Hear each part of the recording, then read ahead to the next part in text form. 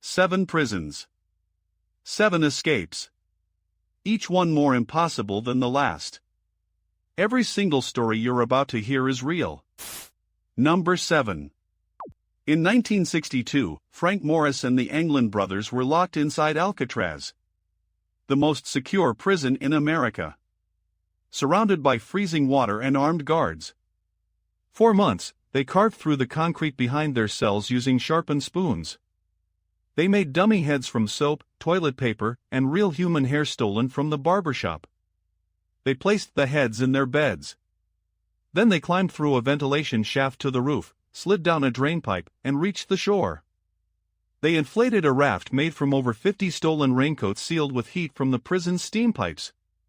They paddled into the San Francisco Bay and vanished. The FBI spent years searching. They found scraps of the raft and personal belongings on nearby Angel Island. But they never found bodies. The case was officially closed in 1979 with the conclusion that they likely drowned. But the Anglin family has always insisted both brothers survived. In 2013, the FBI received a letter allegedly from John Anglin that read, "I'm 83 years old and in bad shape. I have cancer. My name is John Anglin." The letter was never verified. Number 6. In 1986, Michel Vosger was serving time in a maximum security prison in France. His wife, Nadine, had a plan. She spent 3 months secretly taking helicopter flying lessons.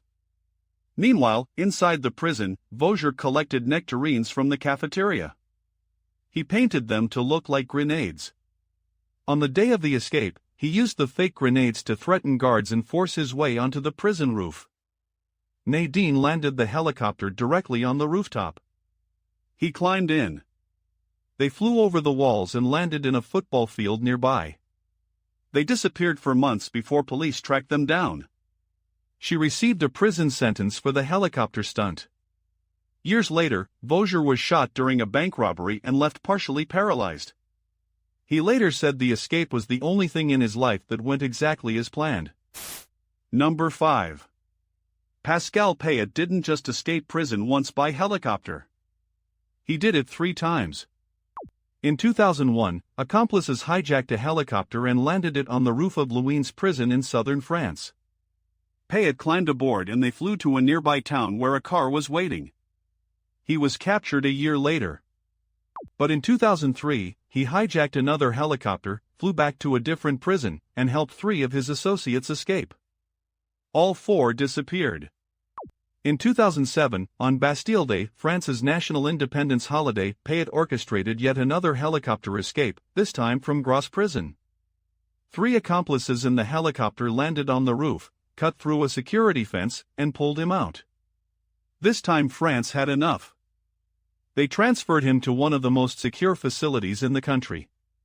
And French prisons began installing anti-helicopter nets on their rooftops specifically because of Pascal Payet. One man changed the architecture of every prison in France. Number 4. For 23 years, Choi Gapbok practiced yoga inside his prison cell in South Korea. Every morning. Every evening. The guards assumed it was how he passed the time.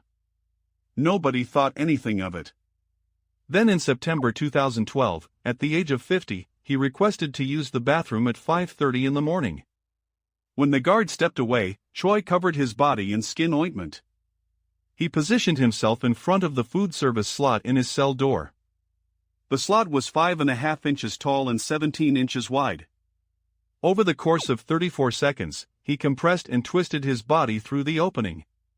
He slipped past sleeping guards, walked through multiple checkpoints, and left the prison entirely. He was free for 6 days before police found him hiding in a cardboard box near a construction site. South Korean media gave him the name the Korean Houdini. The prison replaced every food slot in the facility the following week. Number 3. In 1943, during World War II, 76 Allied prisoners of war crawled through a 336-foot tunnel they had dug beneath Stalag Luft III, a German prisoner of war camp. The tunnel was called Harry. It took over a year to dig. The prisoners used bedboards as shoring, tin cans as ventilation pipes, and fat from cooking rations as candles. They made civilian clothes from blankets and forged identity documents using homemade ink.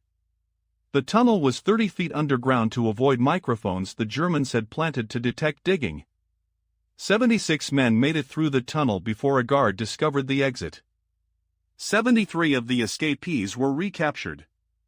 Hitler was so furious he ordered 50 of them executed. 3 made it to freedom. The story became known as the Great Escape. Number 2. In 1971, a small-time burglar named Joel David Kaplan was serving a 30-year sentence in the Lecumberri prison in Mexico City. One day, a small civilian helicopter appeared over the prison yard during the exercise period. It hovered low enough for Kaplan and a fellow inmate to grab onto the landing skids. The helicopter lifted them both over the walls and flew them to a waiting car. They drove to a private airstrip, boarded a plane, and flew to the United States. The Mexican government was humiliated. They launched a massive investigation. But Kaplan was already across the border. He later wrote a book about it. The press called it the $10 million escape because of the rumored cost of the operation. To this day, nobody has confirmed who paid for the helicopter. Number 1. In 2015, Joaquin Guzman, better known as El Chapo, escaped from Mexico's most secure prison through a tunnel that started under the shower floor of his cell. The tunnel was a mile long. Fully lit. Ventilated.